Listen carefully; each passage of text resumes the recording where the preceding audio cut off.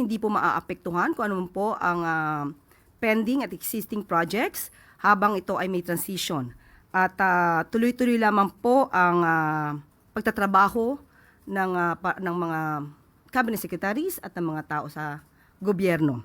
At mas maganda po itong mapakita rin ng ating mga heads of agencies, cabinet secretaries, na sila ay naaayon sa goal ng Pangulo.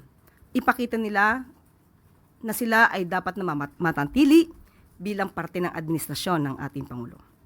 Sabi nga natin, walang puwang ang tamad at korap sa administrasyon ni Pangulong Marcos Jr. Aminado ang Pangulo na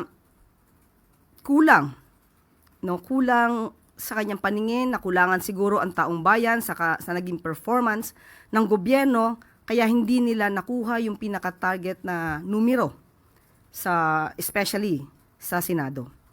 Pero kahit ano pa man yan, kung ano man maging-resulta, ganito pa rin dapat ang gawin ng ating Pangulo, mas mapabilis pa rin ang performance ng administrasyon. Yun din po talaga ang nais ng ating Pangulo. Why is it, ito yung nakita ng Pangulo na best timing to do a revamp of his cabinet secretaries? Tandaan po natin, nung una pa lamang po ako